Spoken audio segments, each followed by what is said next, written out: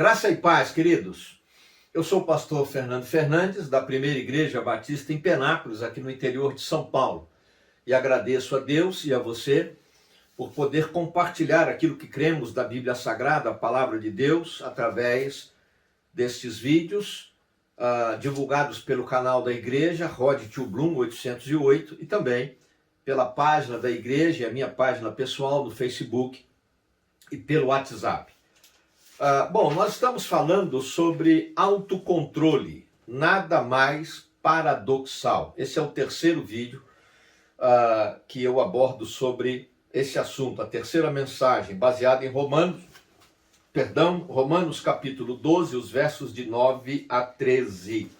Romanos capítulo 12, os versos de 9 a 13. O amor deve ser sincero, odeiem o que é mal, apeguem-se ao que é bom, dediquem-se uns aos outros com amor fraternal, prefiram dar honra aos outros mais do que a vocês, nunca falte a vocês o zelo. Sejam fervorosos no espírito, sirvam ao Senhor. Alegrem-se na esperança, sejam pacientes na tribulação, perseverem na oração. Compartilhe o que vocês têm com os santos em suas necessidades, pratiquem a hospitalidade. A gente vem a partir da ideia de que Paulo escreveu essa carta para a igreja em Roma, mas tendo em mente que a maioria dos membros da igreja eram judeus, então conhecedores da palavra de Deus, conhecedores da lei de Deus, mas com uma ideia doutrinária e até teológica distorcida, de que pelo fato de ser judeu, isso é garantia da salvação de Deus. E aí Paulo diz, não, há um equívoco aí, porque a corrupção humana, movida pelo interesse do homem de tornar-se Deus, e por isso adorar a criatura e virar as costas ao Criador, a imoralidade do homem, o pecado que nos separa da presença de Deus e a necessidade de arrependimento e fé em Cristo Jesus para a salvação e o desafio de apresentarmos a nossa vida como sacrifício vivo, santo e agradável a Deus, de forma inteligente, lúcida, racional, a fim de que a gente possa distinguir o que é certo, o que é errado, o que agrada a Deus e o que não agrada, e romper com o padrão do mundo, mas renovando a nossa mente em Cristo, na palavra de Deus, pelos ensinamentos da Bíblia Sagrada, da lei de Deus, a fim de que possamos viver de maneira que agrade a Deus, testemunhando a fé e a salvação em Cristo. É onde eu digo que somos desafiados a uma vida de paradoxos, uma vida paradoxal. E eu venho destacando esses paradoxos, porque o grande desafio até agora colocado é a necessidade de autocontrole. Autocontrole espiritual, autocontrole psicoemocional, e como disse no primeiro vídeo sobre esse tema, esse autocontrole, até espiritual e até mesmo psicoemocional, ele é, de certa forma, antinatural. Porque nós somos seres humanos que temos impulsos, que temos anseios, e queremos agir motivados pela emoção, pelo impulso. Queremos tomar uma decisão e às vezes, erramos muito por isso. Porque não conseguimos lidar com esses paradoxos e manter esse autocontrole. E aí o texto vem desafiando, olha, vocês têm que amar de forma sincera. Se há fingimento no sentimento que expressa, isso não é amor. Você tem que se apegar ao que é bom e odiar o que é mal. Fazer escolhas, decisões morais, opções éticas. E não ir na onda. Você precisa se dedicar ao outro como se ele fosse um irmão seu, com amor fraternal, e preferir sempre dar honra ao outro, reconhecendo o seu lugar. Mesmo que você tenha que se colocar abaixo daquilo que você sabe que é capaz. a fim de que as pessoas possam ver e reconhecer a sua potencialidade. E em tudo que você fizer, faça com diligência, faça com esmero, faça com uma disposição de acertar. Não haja por impulso, não faça por emocionalismo, por euforia, por frenesi, mas faça de maneira lúcida. Porque quem age por impulso, por frenesi, por euforia, por emocionalismo, erra. 99% das vezes erra. Porque se você tiver a ideia de que você faz para servir ao Senhor Jesus, o Senhor Deus, Senhor da tua vida, teu Salvador, você vai aproveitar bem todas as oportunidades que aparecerem para você, porque você terá em mente que essas oportunidades foram criadas para você, foram dadas a você pelo próprio Deus para te abençoar. E esses paradoxos continuam nesse desafio de que sejamos bons administradores das bênçãos de Deus, da nossa própria vida, da nossa própria razão, da nossa própria habilidade psicoemocional.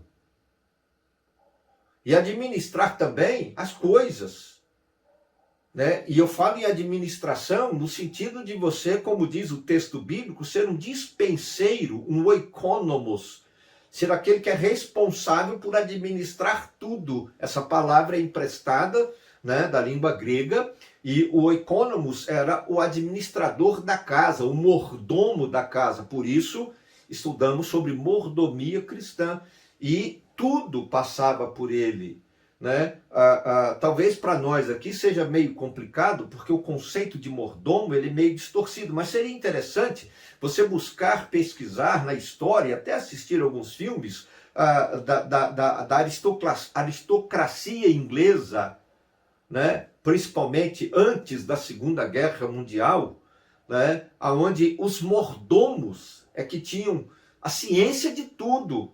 Bens materiais, quantidade de dinheiro, comida, empregados na casa e até a responsabilidade sobre as pessoas que moravam na casa. Era uma honra, inclusive, ser um mordomo de uma família aristocrata. Esse é o conceito.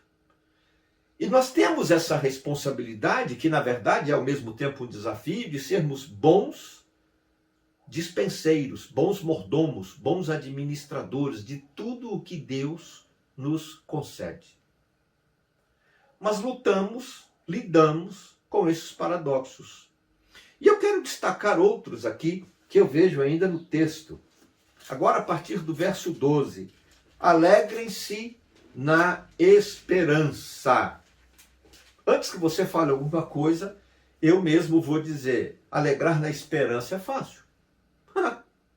Ora, se eu tenho esperança que alguma coisa vai acontecer, se eu tenho esperança de que eu vou ser aprovado no novo emprego, de que eu vou passar no vestibular, se eu tenho esperança de que vou receber um salário maior, ou de que vou receber lá uma indenização que eu estou aguardando sair, que eu vou comprar um carro novo, isso gera expectativa, isso me anima, me alegra.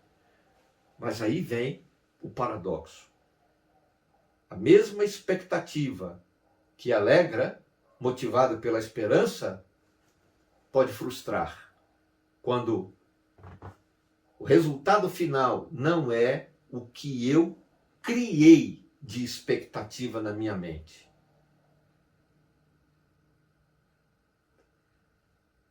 A esperança que se vê não é esperança, diz a Bíblia.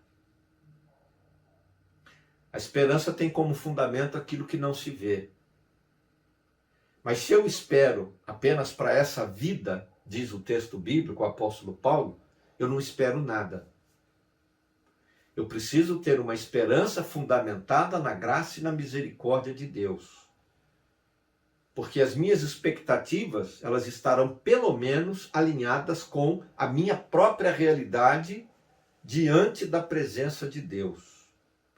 Eu não sou merecedor de nada, tudo que eu tenho, tudo que vier para mim é bênção de Deus.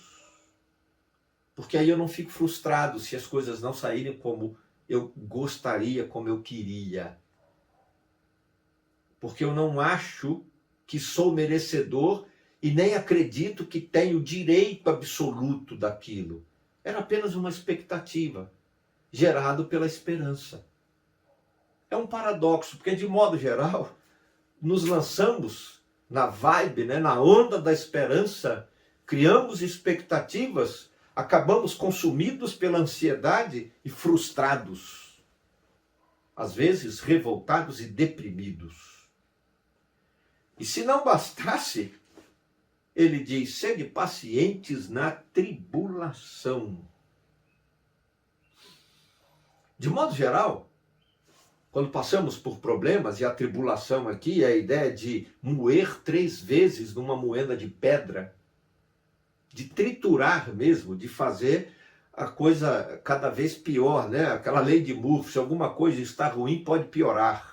Se alguma coisa pode dar errado, com certeza vai dar errado. E sempre quando estamos nesse ponto da tribulação, a melhor companheira que temos é a impaciência, é a ansiedade. A ansiedade é a fiel companheira, na hora da crise. Mas o texto diz: sede pacientes na tribulação.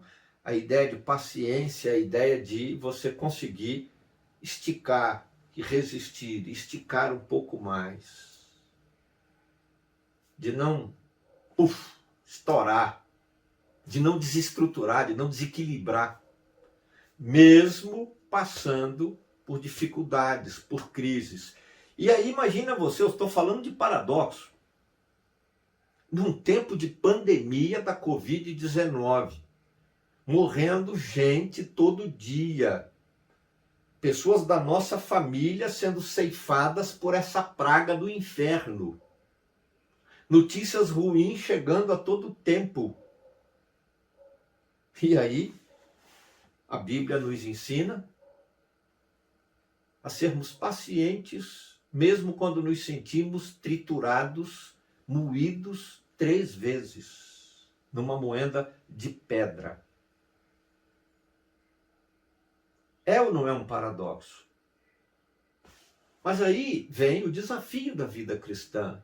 Ora, se você se entrega à impaciência, se você se entrega à ansiedade, você perde a perspectiva, você perde a lucidez. E como ser um bom administrador das bênçãos de Deus, da sua própria vida, das suas emoções, da sua racionalidade, da educação dos seus filhos, do seu testemunho cristão, se você acaba desembocando no desespero? Porque a impaciência, ela tem como curso a ansiedade. E o destino final desse rio, esse curso de ansiedade, é desaguar no desespero. É um grande desafio. E ainda tem mais. Persevere na oração. Verso 12, um único verso. Eu creio que aqui é o suprassumo do paradoxo nesse contexto de versos. Assustador. Perseverai na oração. Gente, fala a verdade, você está numa crise danada. Alguém que você ama está lá no hospital, entubado, com Covid, tem que fazer hemodiálise, e não sei o que lá, e uma bactéria, e não cura e tal. Eu ouvi de uma mãe que perdeu um filho há poucos dias atrás. Ela disse: pastor, eu cheguei num ponto que eu não estava conseguindo nem orar mais, eu só falava o tempo todo aqui na minha casa, tomando café, almoçando, andando, sentada no sofá. Eu só falava e falei algumas bobagens. Eu disse: Deus conhece o teu coração. E Deus sabe que muitas palavras ditas foram desabafo. Mas não é o que você pensa sobre Deus. Um filho doente, e você querendo que ele melhore, e você dá um remédio, o remédio parece que não tem eficácia. Seja paciente. persevere na oração. Se você é honesto, se você é sincero diante de Deus, você sabe que isso é um paradoxo. Porque eu e você sabemos que, humanamente falando, é impossível, é algo antinatural sermos pacientes na tribulação e perseverarmos em oração, aguardando Deus se manifestar por sua graça e misericórdia, respondendo à oração do jeito dele, às vezes promovendo cura, fazendo milagres, atendendo ao pedido, outras vezes não atendendo, não fazendo milagres, não curando, não abençoando, ou pelo menos na perspectiva humana. E aí nós nos desestruturamos. É um desafio. Porque às vezes, queridos, sejamos honestos, a sensação que a oração gera é de inutilidade. Às vezes, a ideia que surge na oração é de tempo perdido, nada está acontecendo. Né? Como o profeta Abacuque, né? Até quando, Senhor? Até quando? Parece que Deus não está vendo o que está acontecendo. Agora imagine, depois de um sentimento como esse, ouvir o que o apóstolo Paulo ouviu. 3 vezes orei ao Senhor pedindo que me livrasse desse espinho na carne. Mas a resposta que Deus me deu foi: a minha graça te basta, o meu poder se aperfeiçoa na fraqueza. Isso é paradoxal, isso é antinatural, isso é anti-humano, é desumano, mas é espiritual.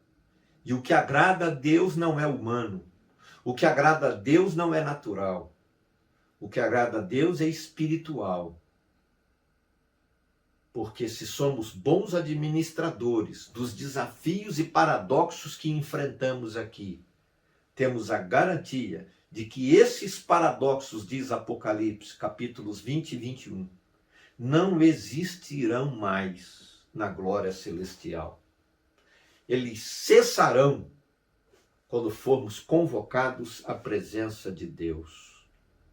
E aí o texto encerra, verso 13, capítulo 12, dizendo: compartilhe o que vocês têm, sejam hospitaleiros.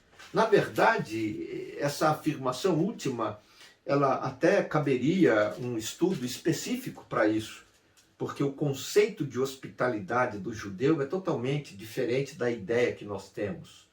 Hospitalidade para judeu não era apenas receber uma visita de cortesia na sala de estar da casa. Hospitalidade era receber até alguém desconhecido, um viajante que a gente nunca viu, e recebê-lo em casa, colocá-lo sentado na mesa para dividir a comida que tinha na mesa e ainda deixar ele dormir na casa. Hoje em dia é impensável. Mas esse conceito de hospitalidade ainda é significativo no Oriente Médio. O próprio Israel e vários países árabes. Você não senta na mesa para comer com alguém com quem você não tem intimidade. É por isso que é tão significativo entender Jesus falando lá na celebração da ceia, a primeira ceia, quando ele diz: aquele que mete comigo a mão no prato. Porque era um nível de hospitalidade, de intimidade, porque hospitalidade aqui não é só receber na sala de estar, é acolher no coração. A verdadeira hospitalidade impõe empatia numa sociedade onde as pessoas optam por viver orientados pela simpatia. Aquilo que agrada aos olhos. mas não há preocupação de criar pontes, passarelas entre os corações. A verdadeira hospitalidade é acolher no coração. E quando você acolhe no coração, você compartilha. Você não faz conta. Você não mede esforços. Isso também é um paradoxo, principalmente num tempo de crise. Aonde saiu agora, por esses dias, o resultado de pesquisa do IPEA, dizendo que a renda do brasileiro diminuiu, o dinheiro perdeu valor, a inflação aumentou, e num país onde 14 milhões de pessoas estão desempregadas, e outros tantos milhões estão dependendo de um auxílio emergencial, de uma Bolsa Família, de uma ajuda financeira, quase uma esmola, dada pelo governo federal.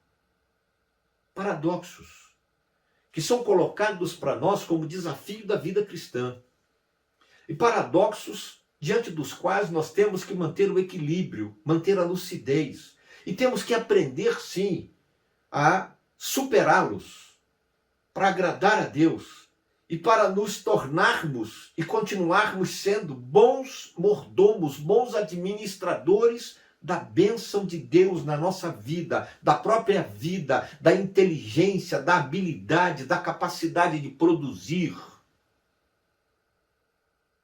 de pensar.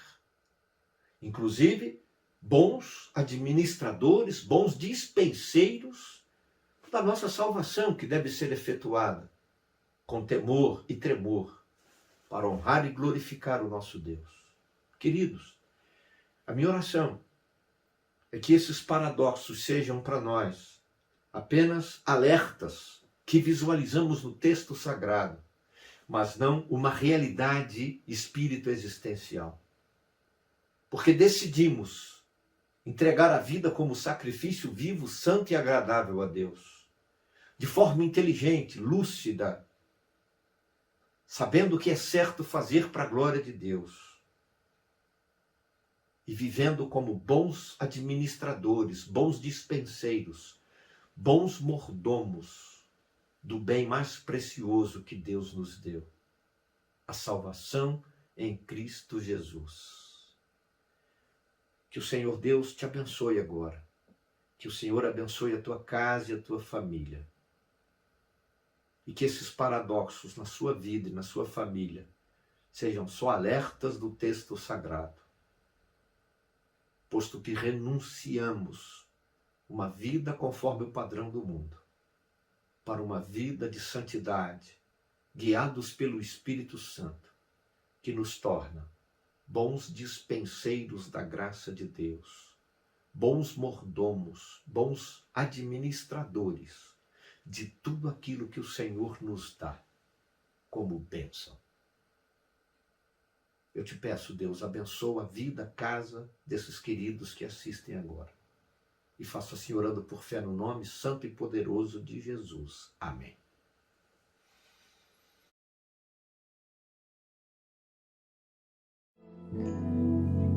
De tudo que eu possa querer, existe algo que eu desejo mais.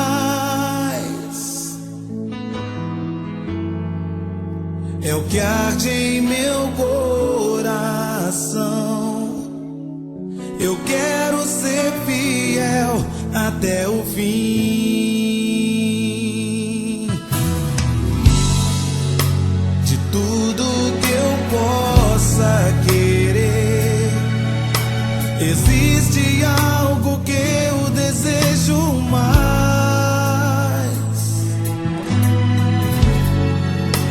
É o que arde em meu coração. Eu quero ser fiel até o fim e honrar a aliança, e honrar a aliança que tu tens comigo. Custe o que custar,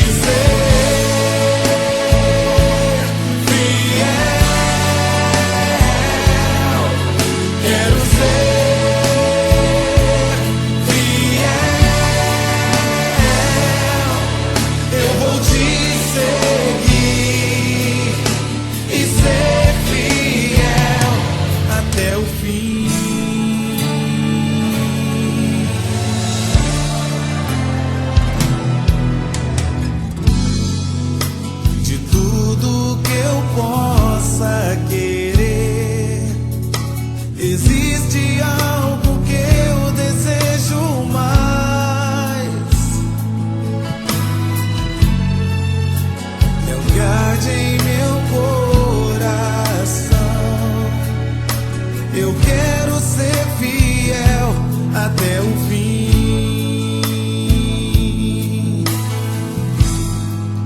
e honrar a aliança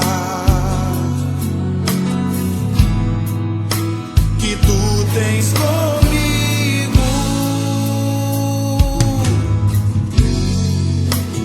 Custe o que custar, tomar a minha cruz e te seguir.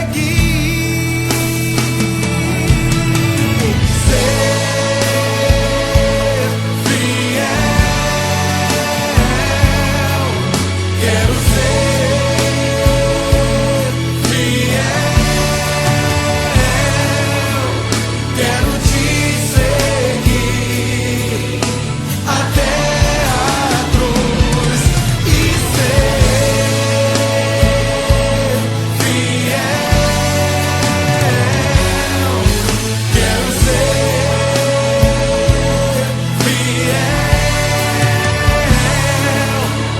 Eu vou te seguir e ser fiel. Oh, oh, eu não posso te negar. Nos dias das provações,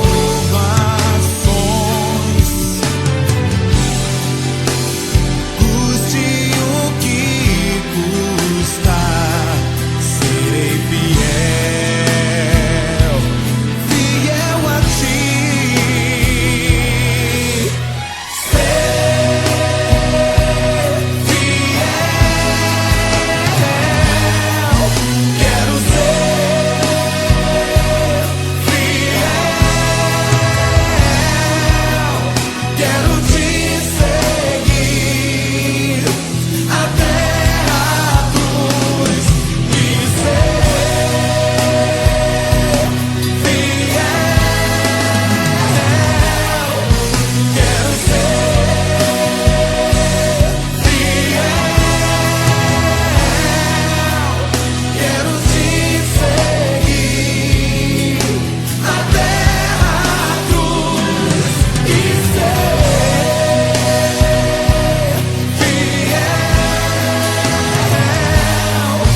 Quero ser fiel. Eu vou te seguir e ser fiel até o fim. Ser fiel, Senhor, ser fiel a ti é o que eu quero. Aleluia. Quero ser fiel